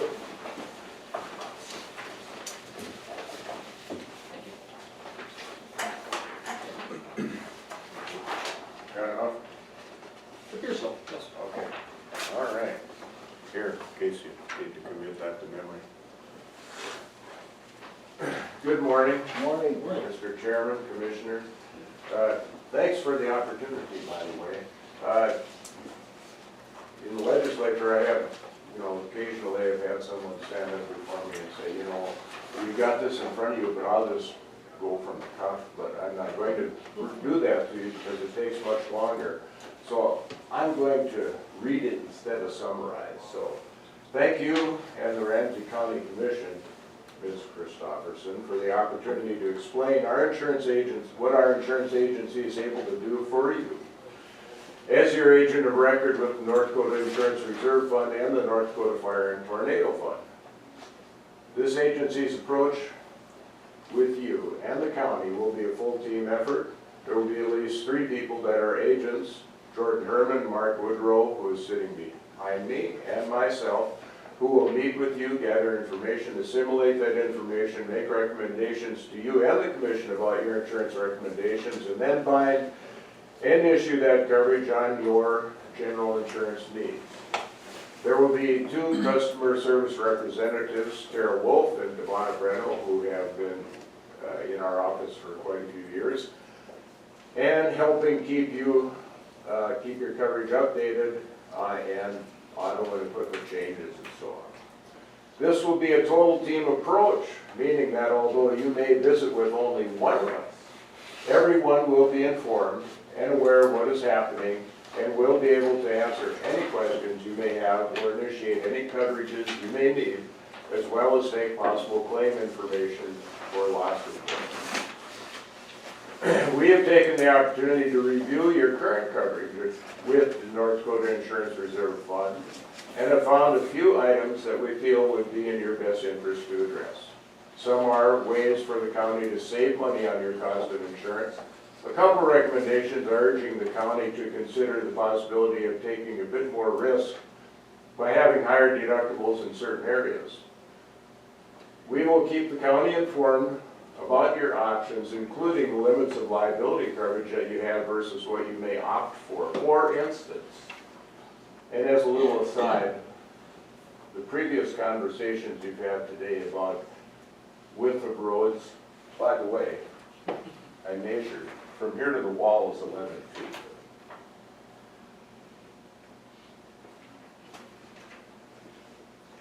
You currently carry $2 million of liability coverage. The North Dakota Insurance Reserve Fund offers up to $10 million per occurrence coverage. We'll strive to make sure that you are aware of important insurance changes like this so you can take them under consideration. What's the difference between 11 and 12 feet? Is that a $2 million claim or is that a $10 million claim? The shift of the Fire and Tornado Fund to operate through local agents is a smart move on the part of the North Dakota Insurance Department. We realize the need for better attention to valuations of property and some of the special endorsements available to you. Our team approach to replacement cost evaluations on your property will give you sound information on which to base your decisions. Thanks again for the opportunity. I appreciate your help and consideration, and I stand for any questions you may have. Any questions? Seeing none, thank you, Dave, appreciate it. Okay, lastly, Bremer. Thank you.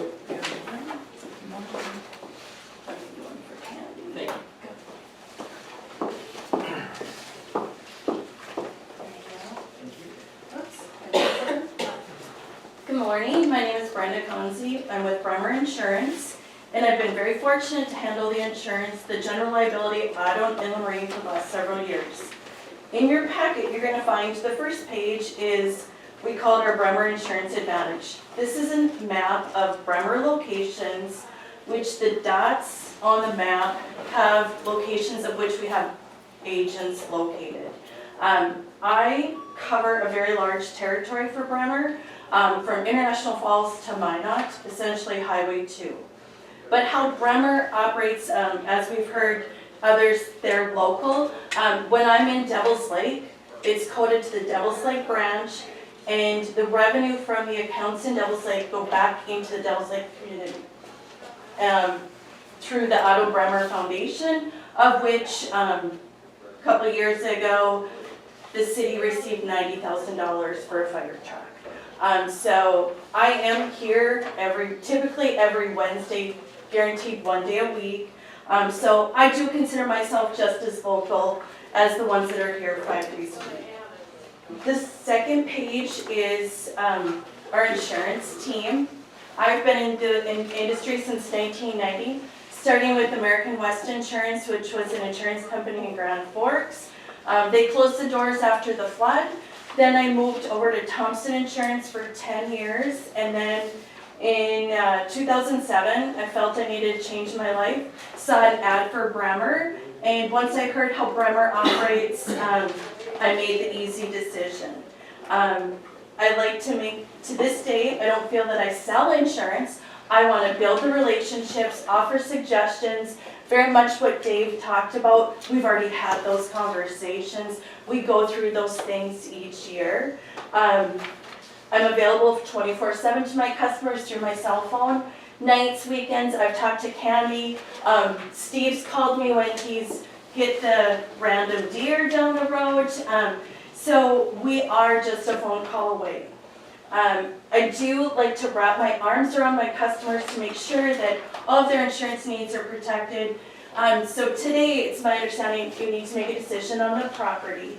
I feel that the other two agents in the room would agree that you should choose the agent on the property that has the coverage on your other coverage. It just doesn't make sense. It's not in your best interest to have two agents handling your account. Now, I'd like to tell you a little bit how we're going to differ from the other agents is that I have an assistant, Lindsay, who ironically, she was my replacement when I left Thompson Insurance, and I was able to bring her over to Bremer in 2007. So just like Dave mentioned, she's going to know your account inside and out. Where we're different, if Lindsay's out on vacation, because of our size, we always have someone there to answer the phone. Then we also have a claims manager, Heather, who I will tell you she's my barracuda. When we've got a tricky claim, prior to coming to Bremer, she was an adjuster. So she, whenever we have a tricky claim, she can get involved. And then also in your book is a brochure on local governments. In my history, I've worked with several cities and counties. I've worked both for Grand Forks County and City of Grand Forks. And now I guess I wasn't prepared to talk about the rotation, but since it's been brought up, I would like to address that. I'm going to shoot myself in the foot here. As much as I want a rotation for other cities and counties that I don't have so I can get my foot in the door, I'm going to tell you it's not in your best interest. Because when you rotate every 3 years, it's a learning curve both on your staff as well as the agency side. The other thing that you're losing is that long-standing relationship. And for, like, there's another municipality that rotates every single year. Well, the year I had it, they had a very large claim. Well, it's already rotated to 3 more agents. Those agents don't have that history. When you stay with the same agent, you're building that history. We can have those conversations. Ironically, my mother-in-law worked for the finance department for the city of Grand Forks, handled the insurance. She will tell you day in and out, she hated the rotation just because it's learning the whole new learning curve. Your department staff has to learn where to send their change requests. We're not getting that relationship to make sure you're taken care of. So is it in your best interest to rotate to agent? Yes, everybody wants a piece of the pie, but is that in the county's best interest? So I guess I'm here to ask you to choose Bremer Insurance. And is there any questions you have of me? Anybody have any questions? Seeing none, thank you. Yeah, you go right ahead. Well,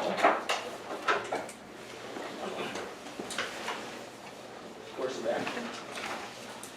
We have to have a decision made by. The letter that we received yesterday said, Yeah. as soon as possible. One final note that she brought up. I think that if the rotation is to be changed, we should maybe have another meeting and let us discuss our reasons why or why not we follow in line with what she has to say about the rotation. I won't go into it now, I very easily could throughout the day, but that is something that if you choose not to do the rotation thing, I would sincerely request another meeting to discuss just that rotation. It is quite unique, different, and requires more input.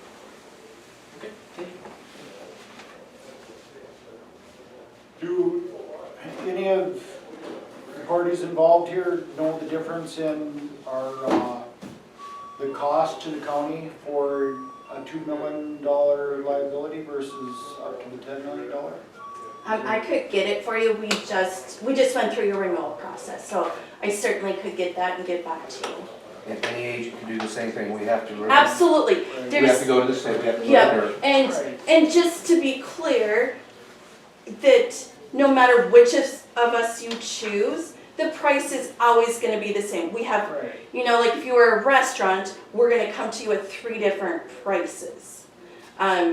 It's what services each of us can provide to you. Just wondering in this day and age if $2 million is kind of light. Very, yeah. And with the dirt, those increases aren't terrible. They're They're very tame. very tame, very. Commissioner. But also on the flip side, I believe, was it Dave that brought up deductibles? Changing the deductibles with NADERF isn't beneficial just because their prices are so cheap. You're talking small dollars. And so that's why we haven't changed the deductibles, because we've had those conversations. Commissioner Brett and Mr. Chairman, I just talked to someone about the renewal of their personal umbrella policy. They're at 15 million now, they're considering higher limits. So, yeah, the sky's the limit when it comes to liability, and there are various opinions on you know, what you feel you can afford, but typically to go to the next million doesn't cost as much as the first 2 million. You know, it's like a percentage of the last million that was added. If you do run into occasions, there's another entity in the area that I work with the Insurance Reserve Fund on, and they're at 2 million now. I asked for a quote to go to 3, and the Insurance Reserve Fund declined increasing their liability limits for some claims related reasons. And they said, you know, maybe next year, you know, if things have settled down and look better, that they would consider that. But so occasionally you can run into that situation. But that begs the point, because you're better off increasing it now when you're a good risk than waiting until you're a bad risk and then say, well, geez, we just had a bus get run over by a train, you know, like happened over by Amaretto a couple of years ago, and then try to get higher limits. Now you're going to struggle getting them even from the Insurance Reserve Fund. So, you know, if you're considering that, do it now while you are a good risk, because anything can happen, and you may not be able to go to those higher limits later. On that same issue, we've also been denied a quote going from X million to a higher million by the DERF, and it's very minimal, 2 to 3, 3 to 4, whatever. And my own theory is the DERF doesn't have a bottomless pit of money like large corporate nationwide or regional company might have. They would go to 5 or 10 million in a heartbeat. So it could be something down the road you could look at. Okay, this crazy umbrella thing is not 2 million, we're just not happy. That is where we can go to brokerages, all of us. It's gonna be more, it could be crazy more, but it'll give you guys the security, the stress-free relief, and do we want this extra premium for this stress valve, taking it away from them, or buying you know, another layer through a brokerage. But the DERF is, they're limited to how much money they have, and I think they're concerned with, we gotta take care of North Dakota, but we've only got X amount of dollars in our pot. Just a theory. And just as an example, the airport just went up $1 million recently. It wasn't through the DERF, but, and that was like a $500 increase, just to give you an example, to go up $1 million. Yeah, it's good food for thought. So it's not a lot of money. Okay. How would the commission like to proceed?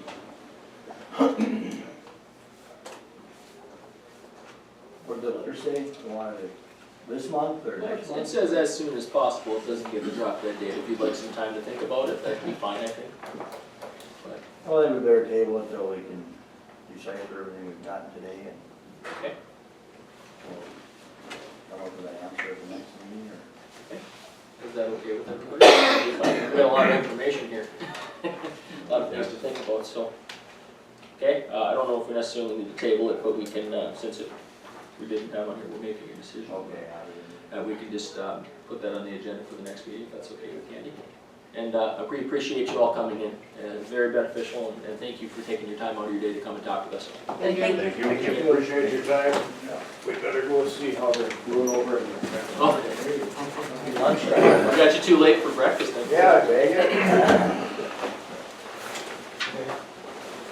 Really, where are we at here? Got too many check marks there, one and done. Yeah, we'll let everybody come. Well, okay, so we better go with the next thing. You guys headed down the hallway? Are you here for something to speak with us about? Well, I just, kind of, a little bit. Just gonna be around for a while? Yeah, I'll stick around until you guys get to a point where I can check in, even if it's on portfolios or something. Okay, well, we're gonna go into executive session here for a little while, so if you don't mind waiting, we'll do that first, okay? Sounds good. Okay, I have to read this accordingly to make sure we're doing this correctly. The next item on the agenda, we're gonna close the door? Yeah, that's fine. The next item on the agenda is an executive session to receive attorney consultation, and the topic is reasonably predictable litigation relative to the matter involving Scott Hoffbard, 4 allegations involving employee misconduct. The legal authority for closing this portion of the meeting is NDCC 440419.1. At this time, a motion would be in order to discuss the next topic in executive session rather than in an open meeting. Is there such a motion? So moved. We have a motion. Do we have a second? Second. We have a second. Roll call, please. Britt, Aye. Wakefield, Aye. Olson, Aye. Brown, Aye. Lightfon. Aye. Motion carries. The executive session will be recorded, and all members of the governing body are reminded to limit their discussion during the executive session to the announced topic. The prohibition on taking final action during the executive session does not apply to providing guidance or instructions to our attorney. Members of the public are not in the room, so I don't have to ask anybody to leave. We anticipate adjourning the executive session and reconvening the open portion of the meeting at approximately 30 minutes from now. The minutes will show the executive session began at 9:28, it appears, and was attended by Commissioner Frith, Commissioner Olson, Commissioner Brown, Commissioner Lightfon, State's Attorney Agotnis, Auditor Christofferson, and via phone, Commissioner Wakefield. Okay.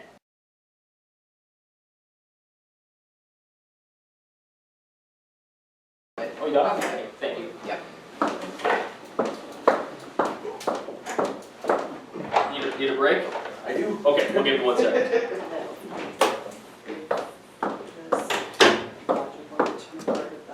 Okay.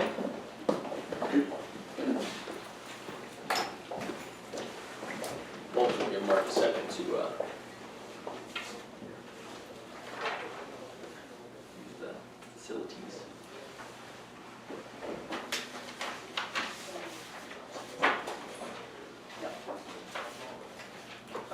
Yeah.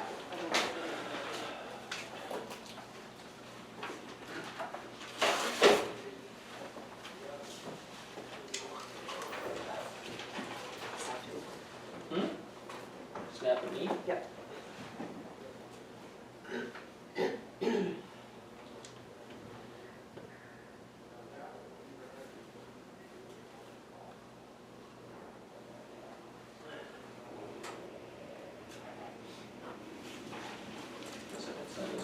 Hold on, what's this one? Can we get a motion to sign that? I think he did. We better double check and make sure that we have a motion to sign that. Can put that under that. I'll do it. Game people always go. Okay, we'll wait for Candy for a second here. She's getting ahold of Chris because we have one more thing that Chris has to tell us about, so we make sure we got this covered. Okay, just finished executive session. Outcome, decision of executive session, do we have a discussion on that one? I guess we should hear about the meeting that you had with, who was it, the HR and who else was there on? It would have been Roger, department head, as well as Ben from the Sheriff's Department. I guess I don't know how to go about saying, I don't know if we need a whole timeline necessarily. We all are aware of what occurred. During the meeting, at least chime in if I say anything that you disagree with, but this is my recollection. We had the employee, the decision of an indefinite suspension pending investigation. And I don't know if we said it's specifically pending investigation, but it was conveyed to him that the Sheriff's Department was going to continue to investigate, and HR had paperwork to finish essentially with the investigation. Was given. It was stated that we will also, as not a condition necessarily, but we would like to have that individual talk with the village to see where their mind was at in terms of this certain situation. I think it was conveyed to the individual at that point that that provision wasn't a stipulation, more other than we would like to see that occur, but it wasn't, if you do this, you get your job back. It was, was one of the steps out of the ongoing investigation. Obviously, the employee stated that he was unhappy with what occurred, and that was, he denied essentially, I should say, can I say that? He denied the action, said it was all just a joke, essentially, and also did not, didn't have clarity on where the action occurred. Didn't matter necessarily, but first floor versus second floor, but essentially, and made some cross claims at that point in time against the individual that the action was toward. At that point,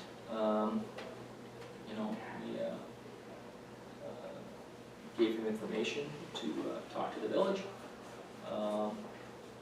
took his keys, his key fob to make sure that he wasn't available to get back into the premises.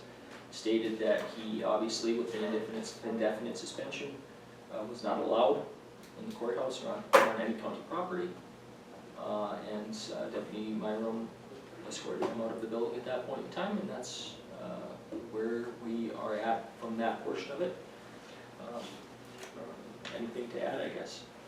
I would have to say that it was a stipulation he see the village, not if he saw the village, he would get his job back, but he did have to go see them. Yes, I should say it that way. I agree with you, Roger. It was stated that we want you to do this as a stipulation, but it's not inclusive. If you do it, you get your job back. Right. The investigation is still ongoing, but we want you to seek some help on your side of it, but we also have an ongoing investigation from the county's perspective, and we still reserve the right to make a decision off of that pending investigation. And that's how I understood it. Crystal and I, we had the discussion about, I think we were kind of in different places on exactly the mind, but I think Crystal agreed with me that eventually that's kind of where we were going. You also then sent out a letter, correct, on the following day, stating that obviously we never had a signed copy at that point in time, that the investigation's ongoing, and we obviously still reserve the right for any action at that point in time, because the indefinite suspension wasn't the punishment, it was just to allow the investigation to proceed safely. And that's where we are. Crystal, do you know if he's contacted the village or not? I know he tried to that tried. first day. He's tried, but you haven't talked to the village? Not again, no. because the village wanted a referral letter if the employer was gonna be involved in any of the counseling sessions, like giving updates on if he was attending them. But however, if the employer is not involved in it, then he just needs to contact them on his own. And so that's kind of where it's at, if the employer wants to be involved in it or not involved in it. So that was gonna be waiting to decided on what the board decides.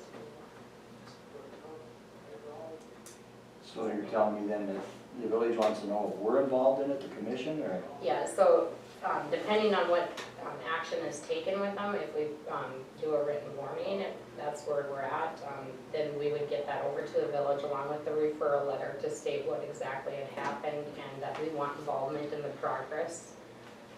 And if we go the termination route, then we wouldn't have any involvement in knowing anything about the counseling sessions if he's attending or anything like that, or get any type of updates. Yeah, we essentially, Crystal asked me, should we hold off until we had this discussion essentially, because I made mention to her that I was hoping we could have this discussion at this level, being how everything unfolded, and we would kind of make recommendation towards where we were hopefully heading, or not hopefully, where we were heading off. During your meeting with them, the employee, did he acknowledge doing this, or No. has he seen the video?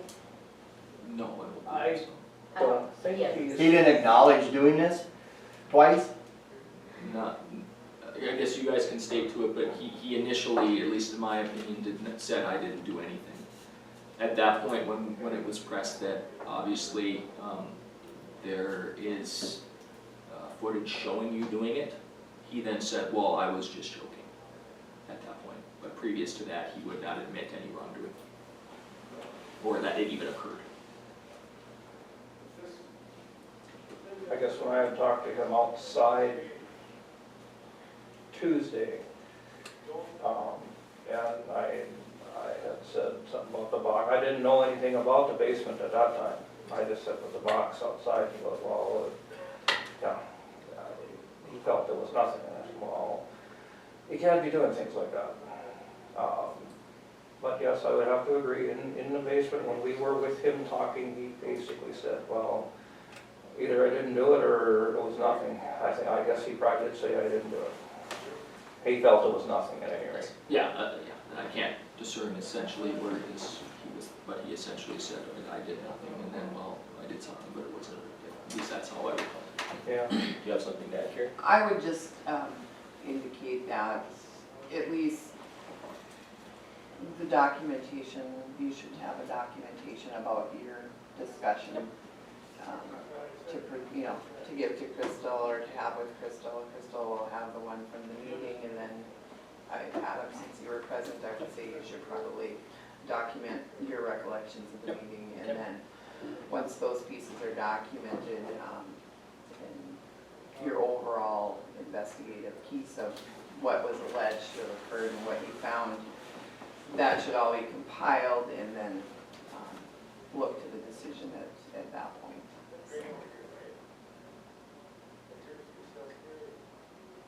Does anybody know the timeline from the first incident up here on the main floor to the incident in the basement? Is it 10 minutes, 20 minutes, half an hour, 2 hours? An hour, maybe? I don't really know. I have the exact times documented, but I don't have that with Would me. the cameras be showing us the time? Yeah, They would. Yeah, it would. I would say it was within an hour. I would say within an hour or two.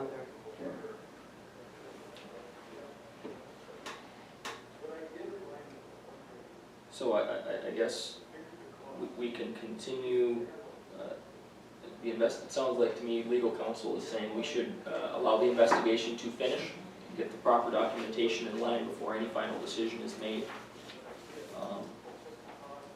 The only question would be, do we want to give the village a thought process on how we want to move forward on that portion of it? Do we want involvement, or do we want to hold off until the investigation is complete? Difficult to do without the investigation being done, unless,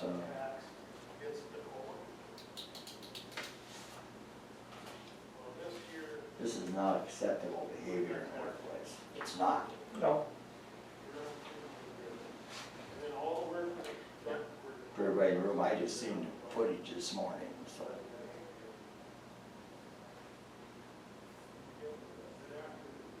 Both of them, or just the one? Both. Both? Well, I agree, it's not acceptable. I just think there's a lot of what ifs. You know, I guess I kind of have a question when the confrontation downstairs occurred. You know, who initiated that confrontation downstairs? Should she have just turned around and left? You know, what happened downstairs? I think there's a lot of questions. We're talking about a 25-year employee here with no prior file. Because all of a sudden we're doing this, we gotta put this in a file. Well, there's nothing in this file. But I agree 100%, it is not proper behavior.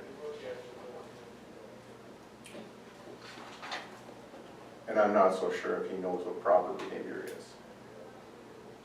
And like I said earlier, 10, 20 years ago, before cameras and all, everything getting tracked, I mean, it'd be like, he said, she said, you know. No, but I think in all honesty, that's a benefit in this process, because we saw. I agree with you 100%, Al. I agree with you Versus having no 100%. information and not knowing what occurred. That's why the laws are kind of outdated in some way.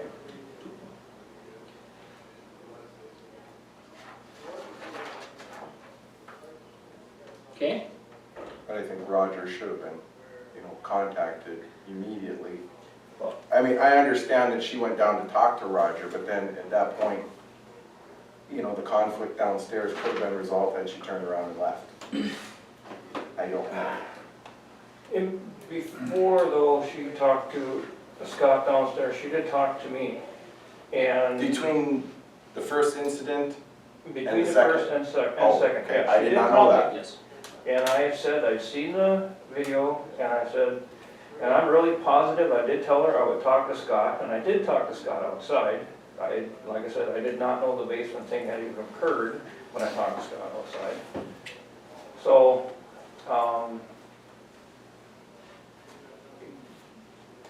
if she didn't hear me say, or like I said, if I maybe didn't say that I was gonna talk to him, and I did, had she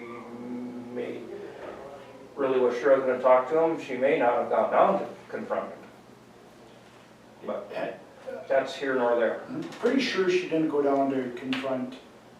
I think it was a chance encounter. And to put any emphasis on it's her fault for not turning around and walking away, I think is incredibly wrong. If we have somebody in the building that doesn't know right from wrong, I think there's a problem there.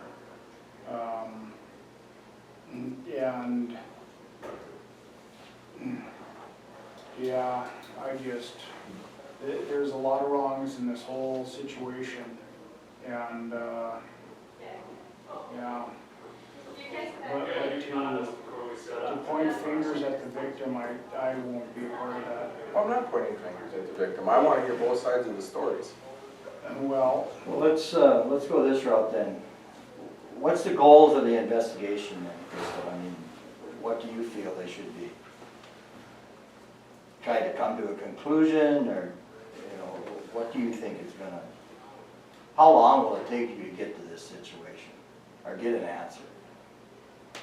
I guess I feel an investigation could come to an end on it. We've seen the footage, we've talked to him about it. It's now, where do we want to go with it? So what? Right now? Yeah, I would say. You don't think we need to wait 2 weeks, or? I'm guess just what- asking. I guess what is the wait? What's the timeline? Well, for an investigation, there is really no specific timeline, as long as it's done timely. But I don't know what else we would be looking at or waiting for. We have all the information we need. I guess the only thing would be is reading documentation that we verbally construed today, essentially, is about the only thing that needs to be finished as part of this investigation. Is we have to have written documentation of what occurred in the meetings, but we have written documentation of everything else plus footage. What we're doing today, what we're looking for written documentation. Yeah, and I guess, you know, from the standpoint of the legalities, I stated exactly what I would right now, basically. Now, as best I can, in recollection. Unless like Carrie has other thoughts Yeah. on that or, It's- Nope, is I comfortable. don't know for sure who all they talked to whom and then at what stage, so I didn't know if you wanted those pieces when you read out your summary of the whole incident. That's what I didn't know, so. Cause I guess I don't know. I think you would want to have the pieces of the timeline, the who talked to when, at what point of it in the chain of command, so to speak, and then just the impressions from the meeting, just the overall kind of package, sit down and make a decision, but I would almost think that it'd be best to either decide now whether Scott is gonna come back or not. It might be actually in his best interest, he can get on with trying to find a different job, rather than it being dragged out with his not having income.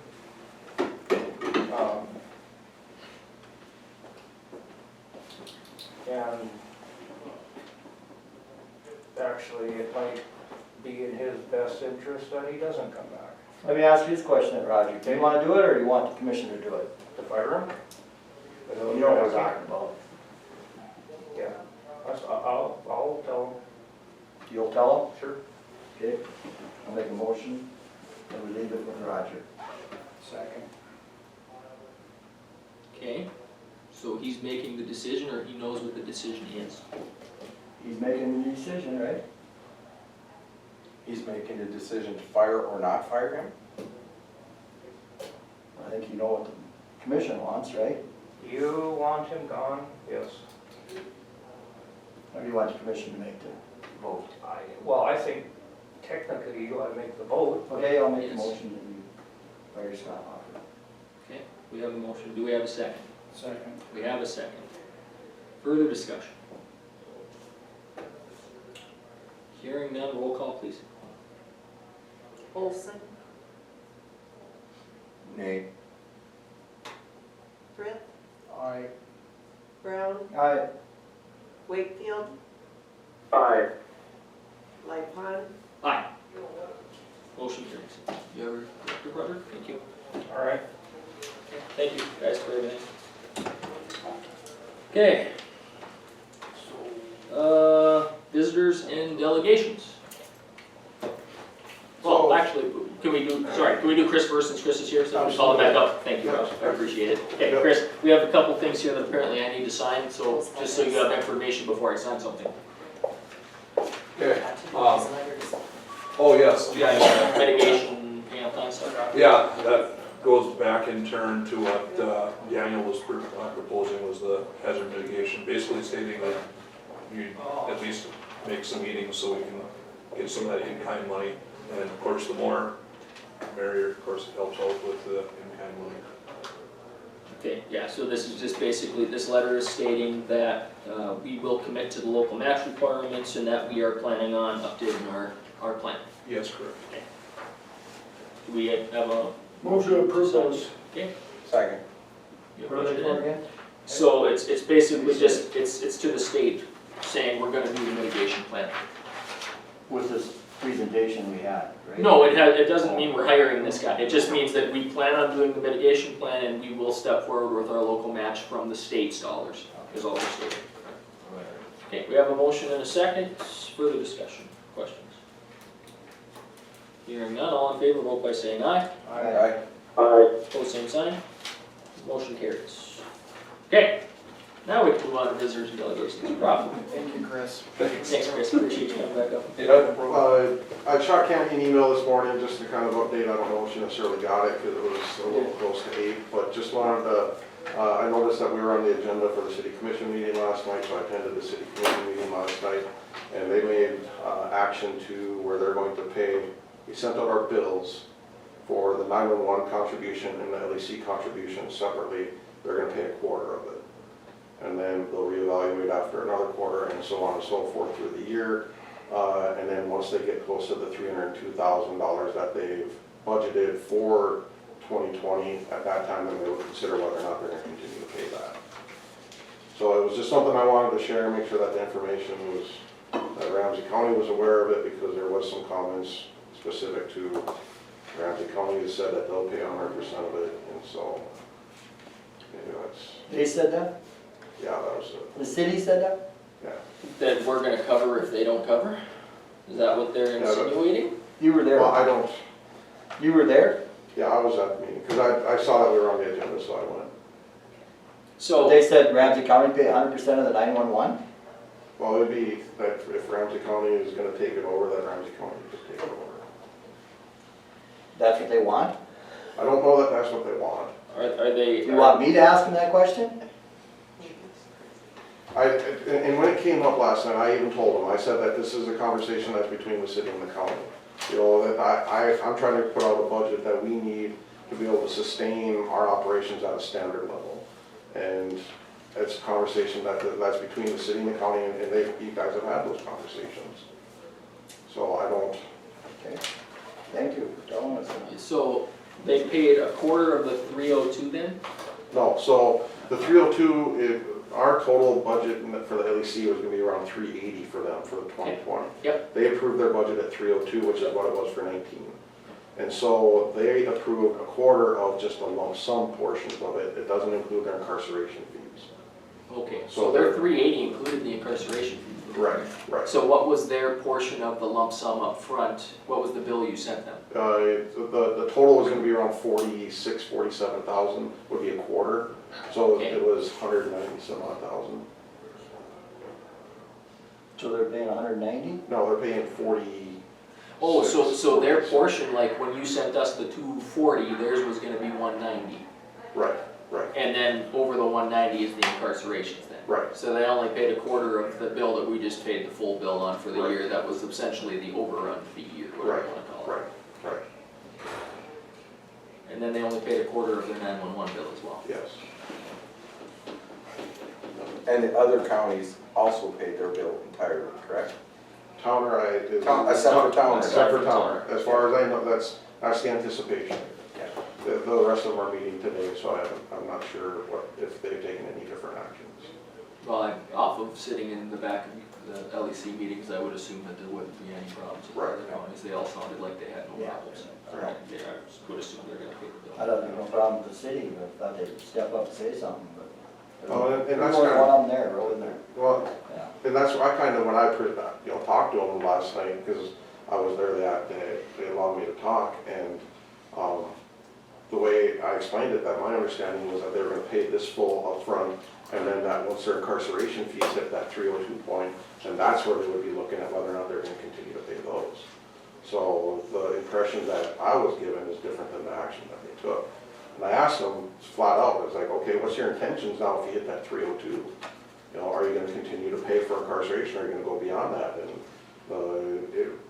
the answer I received was essentially no, that 302 is what they budgeted, and that's what they're gonna So pay. it don't matter how many prisoners they bring in?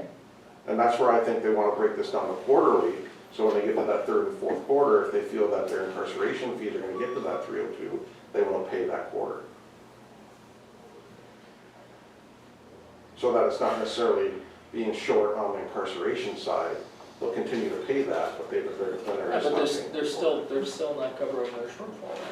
At that point in time, they've essentially broken the contract. Or the joint powers, or whatever you wanna call it. It's just, basically just like Towner did. Approve the preliminary, approve the final budget in October, and then in December, they tell you they want out. It's like, what? That's not how government works. Don't they get it? Well, and they want cuts, and that's what they want, and honestly, right now, we're running skeletons because of where our finances have been, and we're sliding backwards because we don't have the staffing that we need. We're not taking care of the things that we need to be taken care of proactively, and we're due up for another DOC inspection in April. And we're struggling to try and get our staffing levels back up so we can get them trained So when the DOC rolls in, that we're gonna be compliant.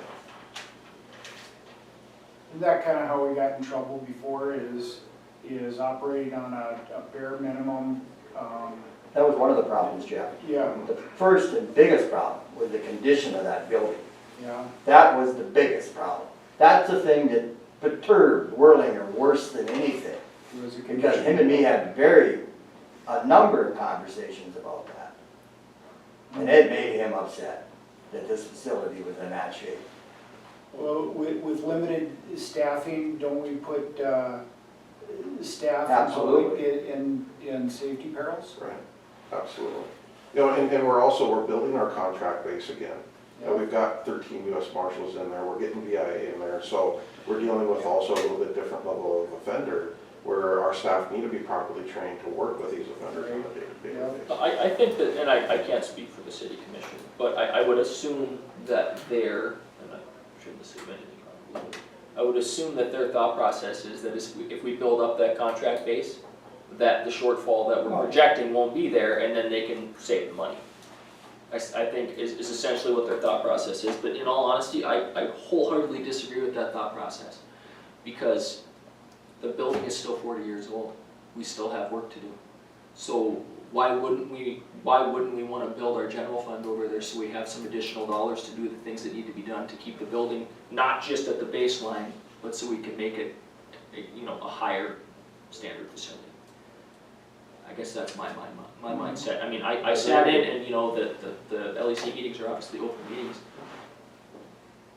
Your general fund budget is woefully inadequate in my mind, in terms of how much money we've got sitting there to just meet payroll. And we've got people that won't pay bills. I mean, that's absurd. We got public identities that Yes. don't like pay bills. It's one thing to know that the BIA is gonna be a couple months behind. It's a whole other thing than when one of the partners in the organization won't foot the bill that needs to be done to run the facility. And I'm sorry, but I'm just to the point where I'm just sick that, I mean, it's getting to be ridiculous. Thank you, Adam. I'm not trying to be a jerk here, No, but I know. I'm just frustrated because it seems like we keep rolling around on this damn merry-go-round and we can't get out of it. We think we're finally getting above and going, all right, we're making some progress, and then it's 2 steps back again. I know that you're probably more doggone frustrated than any of us are, even, you gotta deal with it every day, but. We've gotta have some serious strategic planning discussions about what the future of this I facility is. just had a thought. Maybe it's time to get Whirlinger back involved. I don't know, because I've reached out and talked to them about some of this earlier, or in the latter part of this last year. That's our own problem, huh? Well, and they don't want to get in the middle of that, so. Yeah, I don't blame them. No, I don't. It's not their job to necessarily get in the middle of it. And they're paying attention. Excuse me. You know, they're watching, they know what's going on, and they're watching. So they're just but they're gonna be watching and then coming in and making sure that we're not slipping and we're not falling. Yeah. And, well, like you said, the baseline cost of keeping the prisoner in the facility is, I mean, what'd you say, you figured it out with the shortfall cost, because we're charging 75, it ends up at about 103. Well, other facilities are already above that number. And they're essentially, the ones that are below it are subsidizing it with outside prisoners, essentially to their local entities, which is fine. If you've got cash sitting in the bank. Right. We do not. And that's the goal. The goal is to get back to that. Yes, that's the hope. I mean, like we said before in these meetings, it's a weird situation to be in, to say, boy, we want the jail full, but we want them to not be from here. Right. I mean, I hate to have that mindset, but that's the mindset you have to make the books work. But hopefully we can build up that fund again, but until that happens, we need people to step up to the plate. And I understand that, we don't want to tax more than we have to, but this is a pretty baseline need. We gotta have it. Yeah. Ramsey County's gotta furnish the jail. I mean, the other option is all of a sudden, let's start shipping people all over God's green earth. I bet you we couldn't even find 70 bed spots in the state to fill. Everybody wants 911, I'm sure of that. We have to have the facility. So I don't know, we're gonna have to have that discussion this year. I mean, we have to have some certainty for the facility. Either people are in or they're not. Well, And even when they tell you they're not. I know. We have 2 entities now that are I know. teeter-tottering. Well, then, I know, but the one thing I will say about the city of Devils Lake is they did tell us they were budgeting 302 and they did that back in October. We didn't know this was how they were gonna handle it, but they said they were gonna budget for VO2. So, I don't know. I understand their mindset from wanting to be the best stewards of tax dollars available, but there's baseline things we have to fund as local government, and that's one of them. Okay, Okay, so. I'll get off my soapbox now. Anything else? Nothing really, I mean, we're plugging away as usual, we had a contract mod in place with BIA that expired on the 31st. On the 31st, we did get another one put in that started on the 1st, so we're good through March 31st as far as for funding for BIA offenders. We're still waiting on our back payment, which I believe we'll probably be looking at February before we get that. But they've been good to work with. Yeah. Yeah, it's just they're waiting, they had to wait for the CR to pass in December to get money in their coffers so they can cut you a check. Yeah. They're always behind because nobody ever passes a budget at the national level, the federal level, so they gotta wait for the continuing resolution and The 3 individuals came up from Aberdeen. That was a very, very good meeting. Yeah. Very good, very. yeah, I think that was before the They seen previous us, we LEC. seen them. That was before the previous LEC meeting you mentioned, so that's good. November, wasn't it? Yeah, November. Well, it's just good to make contact with people. It was. It was very good, very good. Face and name is always a good thing. Okay. Well, that's all I got. Okay, thank you. All right, thanks. Okay, portfolios. You wanna start it? You probably don't have much to talk about. Social guys. service this afternoon. And Yep. I'm good. Okay, that's good. Jeff? Not a whole lot to report. Carrie's here. She's busy. We got furniture. You did. Good deal. Come up and look. Yeah. Extensions over there, being busy with Roundup. Everybody's heard we've hired a new airport manager. I think she started yesterday on the job. Yeah, I heard she's got some experience. She does. That's good. She came with a lot of experience. Education was what we were looking for. I got a degree from UND Aerospace with airport management, intern for a full year out at Grand Forks Municipal Airport, and I think a semester out at Denver. So she came with a lot of experience, and then she formally managed the War Road Municipal Airport. So came with some experience. Husband's employment brought him to town, and so we hope to have him for a long time. Sometimes that's just luck. Right. Right time, right place. Yeah. Good deal. Okay. So, Mark? Well, we had the LEC, wonderful news. Sheriff Department, everything's status quo, I believe. Looking along? Yeah. Okay. I'm really excited. Lucas, you there? Got anything to mention? I am. The only thing I'll mention is that I'm gonna go back to bed as soon as this is over. Go back to bed, get some sleep, and then go enjoy the beach.